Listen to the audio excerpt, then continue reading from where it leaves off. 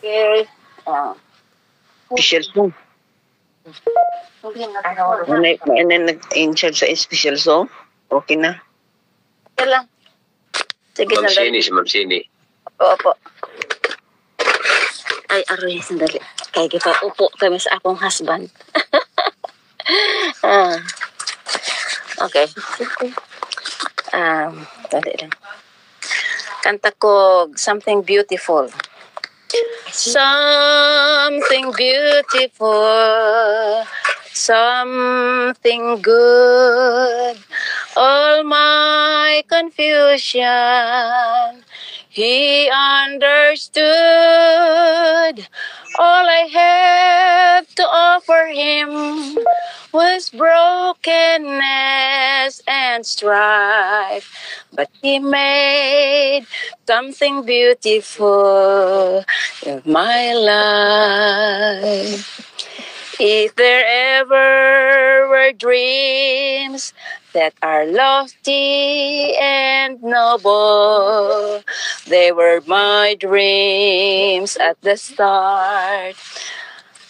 With the hope of life's best and the hope that I harbored down deep in my heart.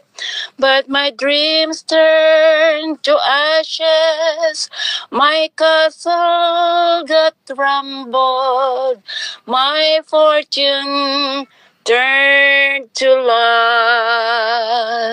So I'll wrap him all in the rags of my life and laid it at the cross.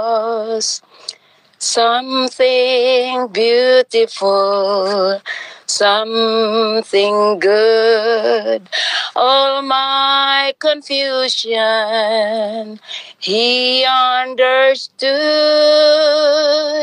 All I have to offer him was brokenness and strife. But he made something beautiful of my life. And he made something beautiful of my life. Amen. Amen, Ma'am Sini. So, nindot kayo sa awit. So, sa tingog, Ma'am Sini, no? Lami kayo na awit, no? Something beautiful. Something good, no? All my confusion, he understood. Okay? So, salamat. Kausa pa. So, ato nang ihatag ni Sister Lorna Reyes ang ato nga pagkaon ng espirituhanon ni ato pag-ambitan karon ning takna sa Gontagon. Sister Lorne. Okay. Time. Okay, mag-off cam lang ko kay Murad. Kung tutun lang, dili kay mo operate. So, Murad, yata sa ato ang mga kanang change of temperature, piktuhan na taktin eh. O, yung kabuntago, no? May buntag o may hapon usab sa uban ato mga kaigsuunan. O, ang ato na iniusa karon nga pagpaminaw sa pulong sa Dios ato yun kining natagaan ko kadako kayo nga mga pagtagad tungod o kini ang pagkaon sa ato ang tagsatagsa ka mga palag, no? Apan ato adin he o gayud ang pag dinasigay sa usag-usa, no? daghan na tag mga mensahe nga nadungog, mga powerful nga mga mensahe, daghan na tag mga pagpadasig nga ato nga nadawat. Sige lang jud gihapon ta sa pagdinasigay, pagpahinumdumay ra gini ato mga kaigsuunan tungod kay ang tawo malintanon usahay. So, akong title sa ako ang message ng kabuntagon sa nakakumon nga babae sa balaan nga kasulatan, no? Naguluhan din Esther the Queen, no? Pahinumdum ni sa istorya sa kaagi ni Reyna Esther mga kaigsuunan. O atong Bible verse, makita din sa Esther chapter 4 verse 13 to 14. Akong pagabasahon din mga kaigsuonan, so dili pa ta mo ampo. Gaingon din unya si Mardukyo nagsugo kanila sa pagtubag kang Esther. Ayaw pagkunahuna sa imong kaugalingon nga ikaw makagawas dinhi sa balay sa hari, labaw pa sa tanang mga Hudiyo. Kay kung ikaw magahilom ni ining panahuna, pusa ang kagawasan sa kaluwasan makita sa mga Hudiyo gikan sa laing dapit. Apan ikaw o ang balay sa imong amahan nangahanaw og kinsay mahibalo kung ikaw wala pa mahiabot sa gingharian sa maingon niini nga panahon. Atong iduko atong mga ulo nga kaigsuonan alang sa atong pagampo o Dios nga balaan. Ini nga taknaa. Inaot nga imong balang spiritu mukunsad sa matag usa kanamo aron among mga hunahuna malamdagan ang among mga kasing-kasing matandog.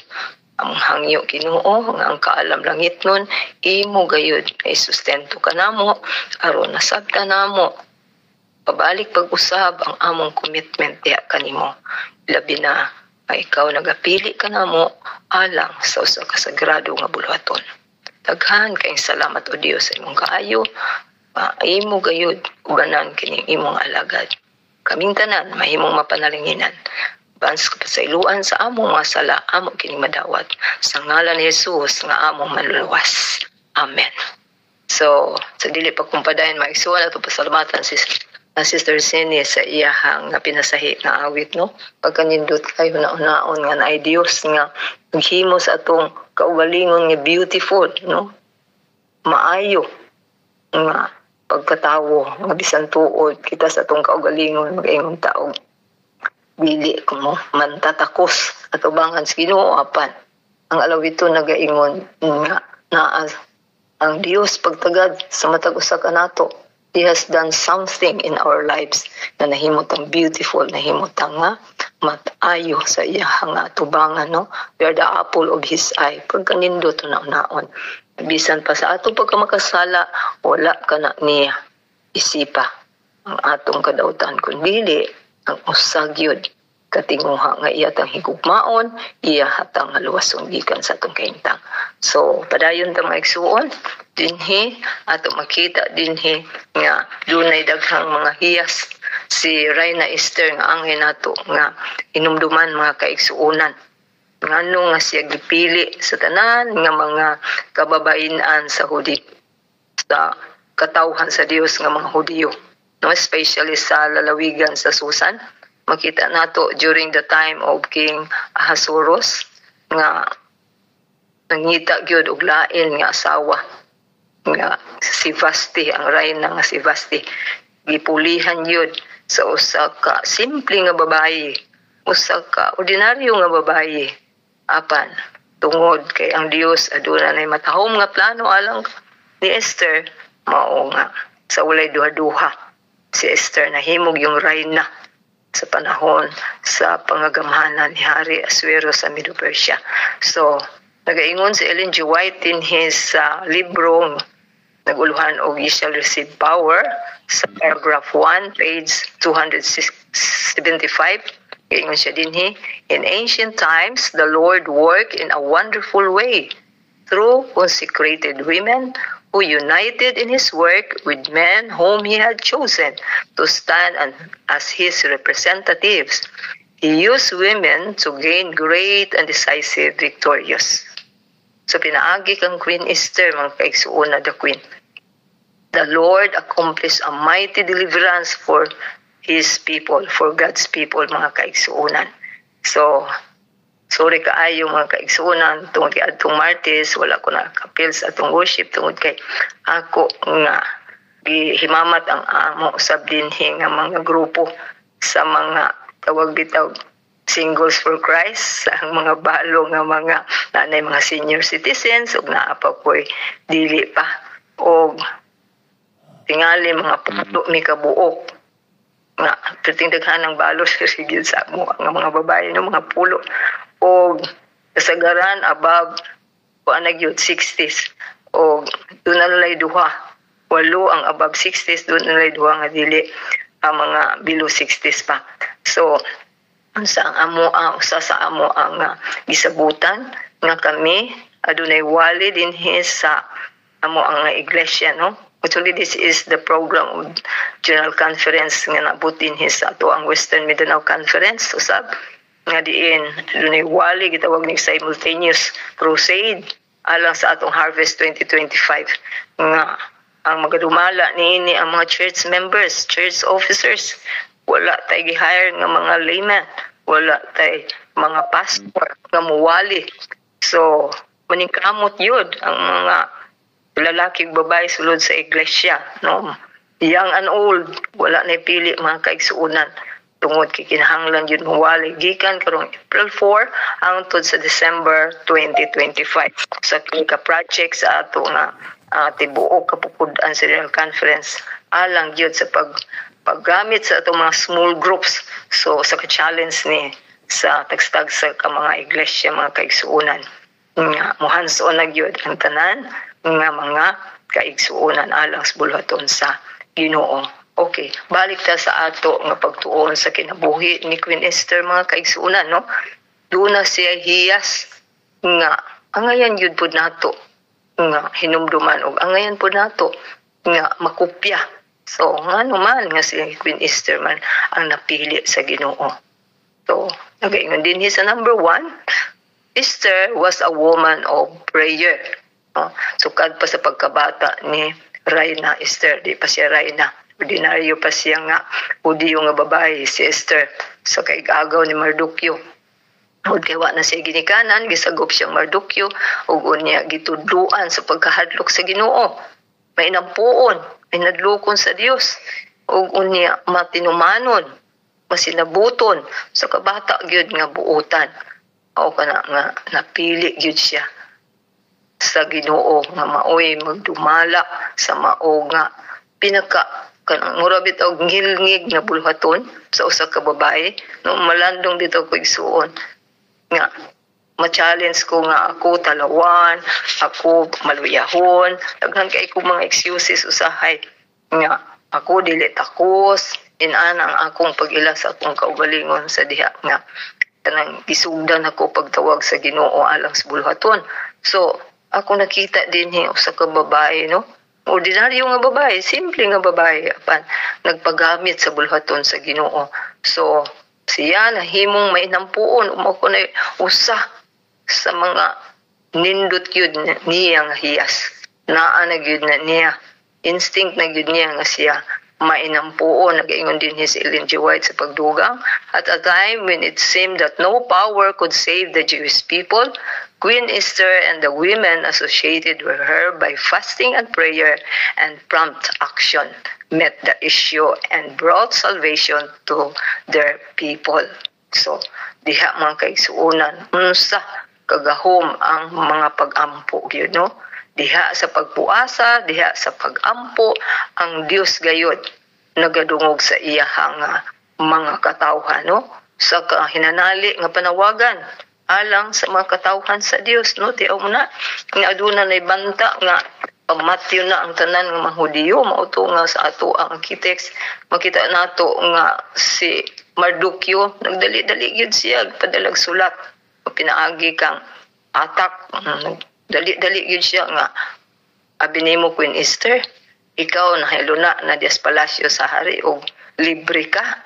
Dili ka libre, busa. Kinahanglan mangita ka, no? Sa itong pagkasulti ba? Mangita ka. Pinimo gawas nun ka, mangita ka. Kung paagi na akay mahimo sa bulhaton sa Ginoo, no? So, si Esther ni ining puntuha mga kaigsuunan tungod kay diri sa verse 11, doon na may balao dinhi diha sa gingharian sa pamunuan ni Hari Asuero nga kung ang usa ka babae o lalaki nga moduol sa sawang sa hari nga wala gayoy balaod, no? Pagapatyon, no? Sa ato pa kanabitang dili siya invited kanang untimely bitaw. So si Queen Esther naghuna-una, hala doon na rabay 30 ka mga adlaw dili ko pwede makaadto sa hari, so dili ko makapangayo ug unsa ang ako ang gusto. So mao na din to nga si Mardukyo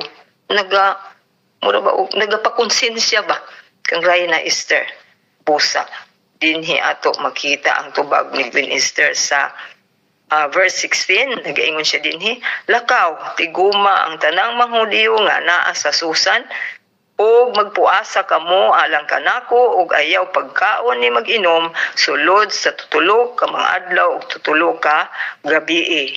Ug ako usab og ang akong mga dalaga managpuasa sa maong pagkaagi ug busa ako moadto sa hari nga dili subay sa balaod ug kung ako mamatay ako. So ang iyang kinabuhi nagungaw na sa kamatayon ining puntuha ang kaigsuonan. Iya hagyod nga gitindugan ang pagtawag sa Ginoo kaniya, no? Wala gid siya balibad, wala na siya nagbagulbol, wala na gyud igo lang ingon siya, Allah dili para ba ko pwede. Wala pa mahuman ang 30 ka mga adlaw nga di gyud ko makaduol sa trono sa hari apan si Queen Esther, no? Tungod kay na siya pagsalig sa Ginoo, na siya pagtuo sa Ginoo, iya hagayod nga ipangisgan no nangisog yun siya nga kinahanglan madali gyud ang akong paghimuon nga mo atubang gayud ako sa hari mao nga iyahang giawhag ang tanang mga Hudiyo labi na sa lalawigan sa Susan, pagpuasa mo, pagampo mo alang kanako kay ako adunay usa ka buhaton ngadto sa atubangan sa hari, no? So diha ato gyud nang makita mga kaigsuonan nga kana bitaw pagampo nga usag gyud kagamhanan nga paagi nga alang sa atoang nga mga espirituhanon nga pakigbisog ingon man sa pag-overcome sa tanan nga mga difficult situations sa atong mga kinabuhi, no? Sa unsa atong problema ato lang dadon kana sa tiilan sa Ginoo, ato lang ipadayag, mangita ta sa iyang presensya, atong ipadayag, ihuwad nato tanan, atong hilakan. Pareha nila mga Hudiyo, gihilakan nila ang ilahang gipangayo sa Ginoo, nagpuasa, nagsuot og sako anis Mardukyo didto sa sawang sa palasyo sa hari, nagasulot ni adtong sako. So wala nila ikaulaw ang ilahang nga ginahimo mga kaigsuonan. Mao nga si Ellen G. White nagaingon sa binhi sa Central Advance published in February 28, 1903, naging siya din, the promise is made on the condition that the united prayers of God's people are offered, mga kaigsuonan. So, diha gayud sa hiniusang pagampo nga ang Dios, no, doon naging siya tubag, no, answer to these prayers, there may be expected a greater power than that which comes in answer to private prayer, mga kaigsuonan, no? So naamang gayat ay mga individual prayers apan ang hiniusag yung pagampo, pag-expect yun ta doon na gyud tay madawat nga mas dako gyud nga gahom gikan sa Dios, no? The power given will be proportionate to the unity of the members and their love for God and love for one another. So dinhi sa ato ang worldwide worship bitaw mga kaigsuonan platform. So naatay intercessory prayer sa morning, ingon man sa afternoon. So ato ning padayunon mga kaigsuonan. Kay ingon din nga united as family of believers who love God and to each other. When we all believe that more prayers, we obtain more power, mga kaigsuonan. So ato gyud kanunayon ni ang atong pagkamay ng puo, no, individually or as a group. Kay mag-meet man gyud ta every morning and every afternoon. So ato gyud ni nga ipadayon ni atong intercessory prayers, no. Sayod ta nga naara gyud tubag kun dili man karon ugma o dili man ugma apan tubagon gyud ni sa Ginoo in his perfect time, mga kaigsuonan. So, tanang pag-ampo, dili gyud makawang atubangan sa Ginoo. Although, nga ang Ginoo, doon na siya kabubuton sa matag-usan nato nga kipangayo. Magagad lang ta, ug unsa ang iyaha nga kabubuton. Okay, hinumdum po ko sa niya atong the other morning bitaw, si Brother Policarpio, naging siya nga, at this momentum of time, mga kaigsuonan, kinahanglan yun nga, we will pray without ceasing. no? Di nagyod kamuhunong sa pagpanawag sa Ginoo na nga magsigit ag luhod kundi ang atong nauna atong kasing-kasing ato kanunay i-connect sa Ginoo. Ipagkadali ra gyud ni malingla ni ato ang mga kasing-kasing. Pagkadali ang atong utok madani ngadto sa lain-lain nga mga sitwasyon sa atong kinabuhi, especially nga atong pagkatawhanon usahay maabot yun nato nga dili maayo atong panguna-una, dili maayo atong pagbati. So unsa may ato ang ibuhaton ampo ra gyud mga kaigsuonan, no? In anything we need to pray. Ampo ra gyud mo itubag sa tanan nato nga mga kahasol, kabalaka, uban pa nato nga mga problema. Ampo ra gyud ang tubag niini mga kaigsuonan. So ato gyud nga makita nga daghang mga tao nahimo gyud sila nga nagmalampuso, no, sama kang Moses didto sa panahon sa ilahang nga pagbaktas sa kamingawan. Si Moses silabihan gyud niya ang gihimong intercessory prayer sa mga Israelitas. Si Joseph dito sa Egypt, si Daniel dito sa Lions Den. Kung kita usab mga kaigsuonan, we are all recipients of the miraculous power of God mga kaigsuonan, no? Kung kita pasultihon matag usado aghan kay tagi kasulti sa mga testimonies of how God answered our prayer, no? Diya sa Jeremiah 33:3 nagaingon diha, one of my favorites nga kanini ang Bible verse nga tawgon mo ako ug ako motubag kanimo ug ako magpakita og dagko ug kahibulungang butang nga wala nimo hibaloi, no? Sama ni Queen Esther, wag gid siya kahibalo nganong niabot kaniya nga oy, first and foremost magampo ta, magpuasa ta, mangita ta sa tabang sa Ginoo. Di ta karon wa tay kapuntahan ani gawas sa pagpanawag sa Ginoo. So inanali ni nga panawagan atong kinabuhi nagungaw nas kamatayon, no? Atot pa ni Mardukyo. Kaya pag ginauna nga exempted ka, Rayna Esther, apil ka.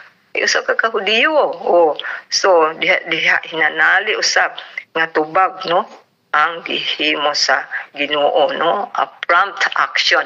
So tungod kay siya nidali pag aksyon, no, wa na gid siya ilangan-langan pa ug iya hagidayon nga nahimo nga nasugdan ang iya nga mga panghuna-huna o mga kanabitaw spiritual discernment unsaon yun niya sa pagdumala sa iyang special calling alang sa pagluwas sa mga kinabuhi sa iyang katauhan ng mga Hudiyo, mga kaigsuonan. So usa ka nindot kaayo nga hiyas nga ato makita ni Queen Esther.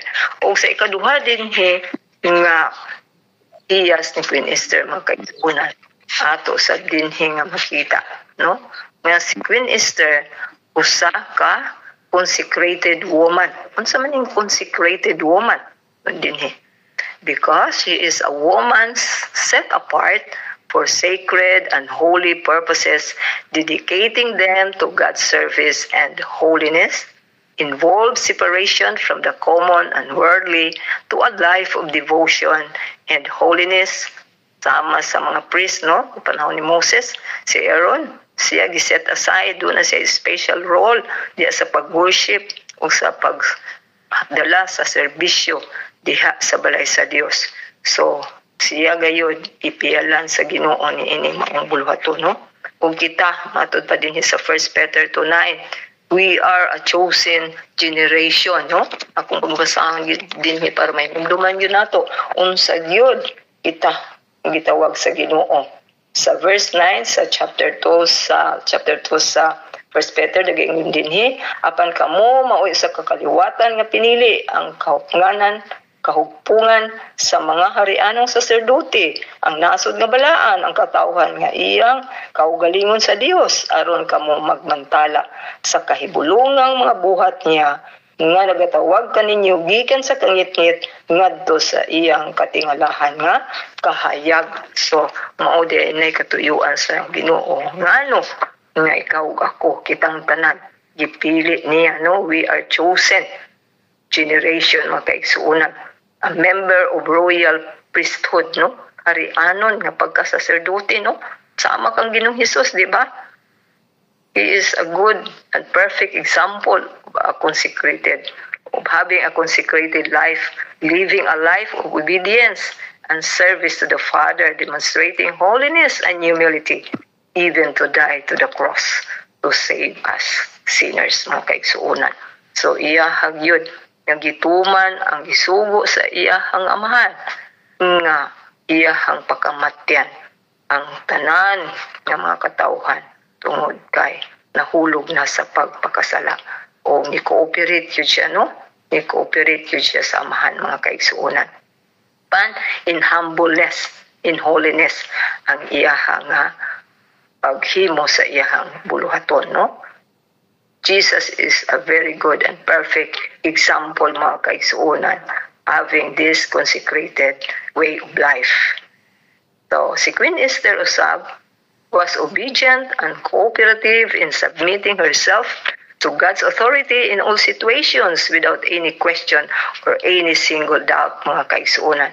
So ato na diha na makita dinhi sa Esther 4:16, nagaingon dinhi, lakaw, tiguma ang tanang mga Hudiyo nga naa sa Susan, ug magpuasa ka mo alang kanako, ayaw pagkaon ni mag-inom sulod sa tutulo ka adlaw o tutulo ka gabi, kay ako sab ang ako mga dalaga magahimo pud sa ingon, ug busa ako adto sa hari ug dili subay sa balaod, apan kung ako mamatay gayud ako. So inana ang iyang consecration, mga kaigsuunan, tungod kay giset apart na siya for a special calling sa buluhaton sa Ginoo to deliver God's people from perishing. Mauna nga iya hagyod nga gitindugan ang pagtawag sa Ginoo kaniya. Iyahang nga gibuhat yun kutob sa iyang maarangan, no? Wa nagid siya daghan pa nga balibad, wala nagid siya langan-langan pa, mga kaigsuunan, o sa kadako yun ay ang commitment, no? Alang sa matag usa ka nato, usa gid siya kahimplog yun nga kanang focus bitaw yun siya sa iyahang nga pagkatinawag. So mauna diha, mga kaigsuunan, nga ato yung makita unsa yun siya, no? Ka-obedient diha sa pagserbisyo sa iyang mga katawhan o pausanan sa pagserbisyo sa Ginoo. So mauna diha nga napili gyud siya sa Ginoo nga siya gyud kapiyalan sa maong buluhaton tungod kay siya is a consecrated woman, mga kaigsuunan. Excuse me. Okay. Adto na ta sa punto numero 3, mga kaigsuunan. Dinhi ato nga mahibaluan nga si Queen Esther is a woman of bravery, no? Isugan gid ni siya nga babae, mga kaigsuunan. Wa gid siya nanalaw, wala gid siya nahadlok, no? Being a brave woman, she faced personal danger to protect her people. Her life is at risk and very dangerous.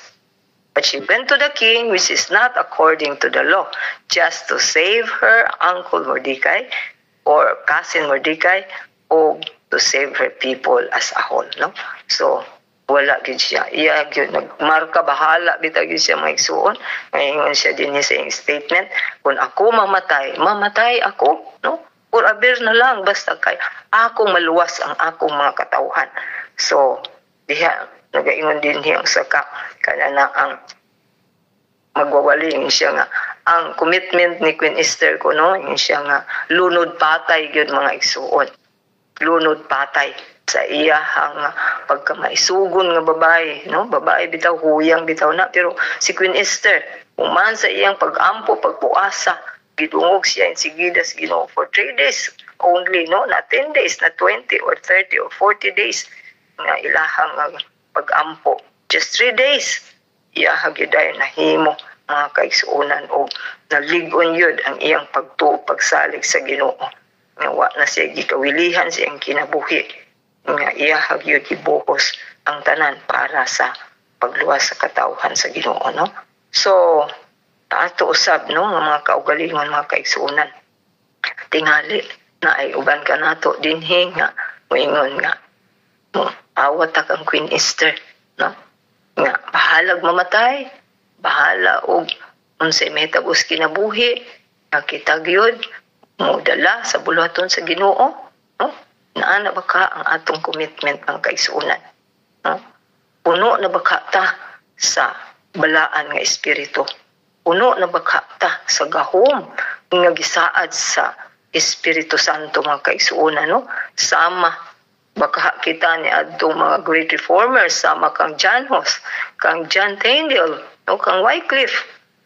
Sila mga kaigsuonan gipatay, gisunog, pan nitindog yun sila sa ilang baruganan, sa ilang prinsipyo, sa ilang pagtuo sa Ginoo mga kaigsuonan, no? Na wala kanila ang katalaw, na wala kanila mga kaigsuonan ang mga kahadlok, no? Like Queen Esther, her actions demonstrated that courage is not the absence of fear, but rather the ability to act despite of danger. So, dili ingon nga wa siya kahadlok apan tungod kay siya na agyud siya usa ka ahiyas, abilidad yun mga kaigsuonan nga magkinaunsa come what may, ako yung buhaton ang pagpakamatay alang sa ako nga mga katawhan, no? So, mapamalandungan di nato mga kaigsuonan. Kay usahay maabot ka nato ang krisis atong kinabuhi. Mahadlok ta ug unsa na ni ekonomiya sa atong nasod murag kada adlaw nagkataas ang presyo. Ang atong 1,000 kung isuon wala na murag 500 na lang, murag 100 na lang gani ang kanang bili ni ini. So, nus ako man ka ni taman, nus man mag-undang ni mga kaigsuonan ni maong problemahan, ka-krisis sa panahon plus, ka-krisis pagyud sa mga kanang na ang kaguliyang yun sa mga katawan, bisan sa atong mga leaders, kadagkuan sa atong nasod, anaang yun kanila usahay, o ang ilaha karon ng mga kahimtang, no? Nagaungaw ang kalibutan mga kaigsuonan. We are at the verge of falling down mga kaigsuonan. Apan unsa lang ang ato nga gikinahanglan ang pagkamaisugon lang yun, no? Because God is already there, no? So wala na gyud unta tay angay kadukan apan as human as we are mo feel pa man gyud ta nganuman kulang pag yun ang atong mga commitment o atong pag-surrender sa atong mga kinabuhi ngadto sa Ginoo mga kaigsuonan mo na nga usahay wala nang gani tay kwarta, no? Dili na lang sa ko mo bisita adto ni kuan no? Usahay kapoy man ko, daghan kay tag excuses, kapoy kay ko, tigulang na ko, idara na ko, senior citizen na ko, so dili na ko anak makaabante, no? Daghan kaayo gyud. No, dili gyud nato maganap ang ato nga mga rason usahay mga kaigsuonan nang akong giingnan ang ako nga mga kauban nga mga senior citizens diri sa church giingnan nga naa pa tay mahimo pagitay mahimo nga alang sa pagmantala sa buhat sa Ginoo, sa pulong sa Ginoo. So dili gyud nato ni angay nga balibaran mga kaigsuonan. So diha sa pagtawag sa Ginoo kanato mga kaigsuonan magmaisugon gayud kita, no? No retreat, no surrender. Kung atong pangayoon nga espiritu gikan sa Ginoo, kay dili na nato makaya kung kita-kita lang. We need more sufficient grace to do it, mga kaigsuonan. Dili na nato mabatunan diha gawas sa pagbubo, pagkunsad sa balang espiritu aron makabaton ta og usa ka pinasahi nga gahom kusog aron makahimo ta sa pagtindog against sa daghan kaayo against sa daghan kaayo nga mga trial, no? Napay dagkong mga trial di lang kay kini atong sitwasyon karon sa kalibutan. Sayod na ta kita nga makatawhan nga naga bit-bit yun ta sa profesya na sayod ta nga mulabaw pag yun, no? Kung buhion patas Ginoo anong panahon na nga ibalaod na gani ni ang pagpatuman sa adlaw nga Domingo na sayod na gyud ta ug asa atong stand mga kaigsuonan, no? Moingon baka ta sama kang Reyna Esther, no? Kung mamatay ako, mamatay man ako, no?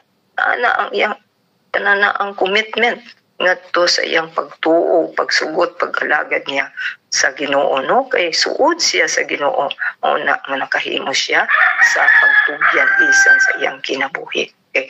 So, dinhita sa katapusan nga hiyas ni Queen Esther mga kaigsuonan. Si Queen Esther is a woman of good leadership, no? Naa kaniya ang usa ka maayo nga pangulo, sa kamaayo nga kanang kinaiya sa pagkapangulo. He has leadership qualities that we can strive to achieve, such as humility, wisdom, and he has a voice of command, mga kaigsuonan. She delivers directives with command, clarity, confidence to ensure immediate and willing compliance, mga kaigsuonan. No? Mura po bitaw siya o kanana ang sana commander sa military nga pagpuasa mo diha, pag ampo mo diha para nako. So hinanalig yun ang panawagan niya. So naa siya leadership, maayong leadership, mga kaigsuonan, but in humbleness and full of wisdom siya, no, maayong leader. So okay, siya nagpaubos bisan siya manggialamon ug unsa ang iya nga angay nga pagabuhaton. So in answer, mga kaigsuonan, sa iya nga good leadership, siya usab gibalusan sa iyang mga katawhan. Kinakita man nila unsa gyud ang commitment ni Queen Esther, no? Ato gyapon na mabasa diha sa chapter 4 verse 16, mga kaigsuonan, na sa hinanali gayud, no, sa iyang pagkapangulo niya atong panahon, sa iyang pagka-leader. Kaya wala na may lahain silang sandigan si Queen Esther na mala. So diha gyud, iahag gyud gipaningkamutan, mga kaigsuonan, nga siya gayud mahimog yung magmalampuson sa tubag sa panawagan sa iyang mga katawan, no? Diya sa chapter 5 verse 2 to sa sunod-sunod ng mga verses at makita gyud diha unsa gyud ang pagtubag sa Ginoo kumikan sa iyang mga maayong hiyas, no? Siya ni duol sa hari sa kanang untimely bitaw, wala pa bitaw gyud subay sa balaod nga makaduol siya sa gray na siya. Pero tungod kay nakita usab sa hari nga siya kasaligan sa babae nga ligdong o sa kababaeng buutan o sa kababae nga naa kaniya ang kanang strong political will, mao nga gikahimutan siya sa hari. As a result, unsa man gihatag ang golden scepter, mga kaigsuonan, gitunol sa hari kay nagaingon man gawas kung kahimutan sa hari, iyaha ka nga pagadawaton apan kung dili ka kaimutan, patyon ta, mga igsuon, patyon ni bisan kinsa sa unsa pa iyang ranggo dito sa palasyo, patyon sa hari tungod kay mao ka na ang ilang balaod niya atong time. So giingnan pa siya sa hari, unsa may imong tuyo, Queen Esther? Okay, bisan pa o katunga sa kong gingharian akong ihatag nimo, no? Apa si Queen Esther wa nanong baling sa material mga butang iyang pangayoon, kundili ang kaluwasan sa iyang mga katawhan. Iyang gisugdan kato pinaagi sa kumbira nga pagatawgon kini sa Aman nga perting sukuak sa iyang agaw nga si Mardochio, no? Kay balo na ta sa istorya, mga kaigsuonan, usa ka frame up yun ang gihimo ni Aman aron lang yun mapuo ang mga Hudiyo ni adto nga gingharian ni hari Aswero, mga kaigsuonan. So ibalusan si Queen Esther, mga kaigsuonan, og siya nahimutan sa hari. Ngani dito makita nato nga si Aman, no? To make the long story short, si Aman mao gipatay instead kang Mardochio. Tungod kinakita usab si Mardochio, doon na siya kana bitawng record bitaw dito nga wala siya kapasidunggi, doon na siya kanang time nga iyang giluwas hari gikan sa kamatayon, so wa siya mapasidunggi. So si Mardochio hinuon nga nagpaubos lang nga wala lang siya pasigarbo siyang kaugalingon sama kang Queen Esther, sila maoy kanay mga katawhan sa Dios nga iyaha nga gihimo nga maoy modala og unsa gayod ang usa ka kinaiya nga matarong. So si Aman mao gipatay instead ni Mardochio. Ni adtong panahon na naluwas, no? Naluwas ang tanang kinabuhi sa mga Hudiyo o silang tanan nahimog yun nga adunay kalipay tungod kay si Queen Esther nagpagamit sa Ginoo. Okay, so in conclusion, makita nato din nga ang istorya may tungod kang Queen Esther, doon na tayo lesson nga ang ngayon nato nga mahinumduman which enable us to meet emergencies in the world today. No, we not be brought in a prominent place and critical situation like in the time of Queen Esther, but often converted men and women can act an important part in more humble positions in our respective families, in church, and in community, mga kaigsuonan. No? Di man ta sama ka-prominente ni Queen Esther.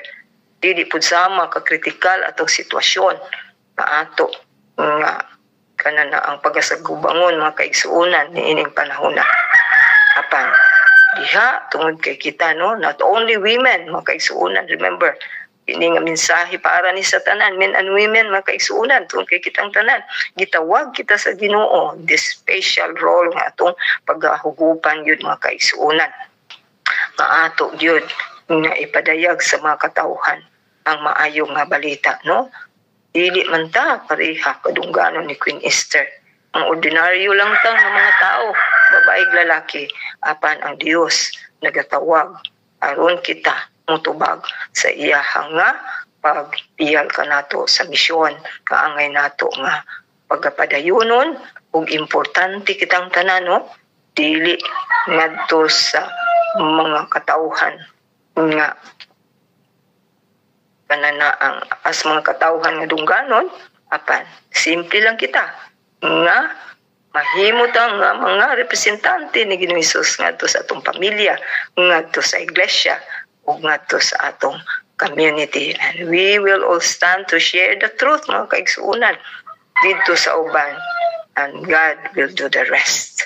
So niining kabuntagon, mga kaigsuonan, ikaw ug ako ipili sa Ginoo to deliver God's people, especially at this moment of time, ay labihan nagyud kadautan ang mga hunahuna sa tao. No, wala na halos konsensya, wala na halos pang matarong nga naa sa panghuna-huna sa majority ng kaigsuonan. So mao ni mga tao gusto sa Ginoo nga iya pang i-deliver, and we are the instrument, we are the tools nga ato yun nga buhaton kini. May panahon wala ang Dios nagasugod yun ka natin tanan, mga kaigsuonan. Ang Dios magapanalangin ka nato ni kabuntagon nga ato lang hinumduman ang mga good qualities. The year is month of delivery, it's woman.